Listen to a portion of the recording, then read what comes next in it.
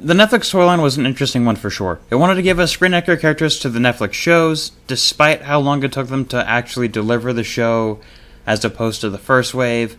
But then there was also the horrid wait between Wave 1 and Wave 2, but even when Wave 2 released, it was really difficult to find due to distribution and global conditions at the time, and I'm really shocked that I got everything from that wave.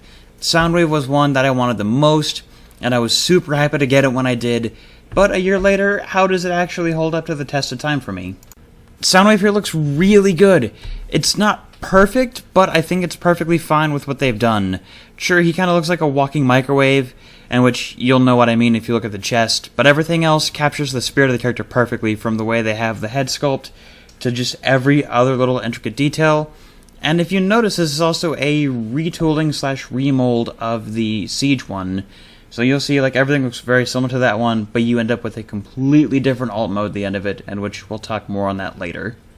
The accessories that come with Soundwave are his shoulder-mounted cannon, his blaster, and the two cassettes that he's commonly associated with. Both Laserbeak and Ravage, they look fantastic, and honestly I prefer them over the Siege counterparts. The only complaint I have about this is you can only put one of the cassettes inside of his chest at a time, so you just kind of end up with having one just kind of hanging out, sitting loose, or you can just peg one into any of his 5mm ports.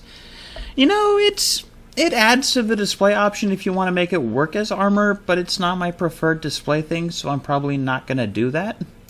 Articulation is pretty great here. All the joints on my copy are very solid. There's a couple that are a little bit too tight, but I can work with that. This guy has all of the bells and whistles in terms of articulation that you would expect on a War for Cybertron figure, and you can get him into some pretty fun poses, like making him look like he's shooting Autobots with sound waves, ejecting Laserbeak, or just standing with Ravage. Transformation here, it's a very simple one, but it's not overly simple to the point we're going to feel insulted or unsatisfied. It's similar to the Siege one, but you're not going to get anywhere near the same result that you get with the Siege one. Matter of fact, there are two very different alternate modes you get at the very end of it. The cassette player mode here is pretty great. Mind you, it's not perfect. I kinda wish to clean up a little bit better in the back, but I mean, hey, the masterpiece isn't even perfect, so I can't really offer more complaints than that. The only thing I wish were different here is, again, fitting both Laserbeak and Ravage into his tape deck for storage, but you can also just kinda have one leaned against it.